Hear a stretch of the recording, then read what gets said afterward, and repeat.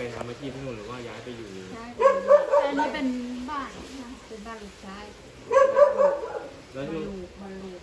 นู่นก็ไปอยู่ที่ไหนก็บ้านลูกนะครับ บ้านลูกบ้าน อืมแล้วแบบ ตอนเนี้ยมันมีปัญหาค่าครองชีพตรงนี้ที่ไหนอยู่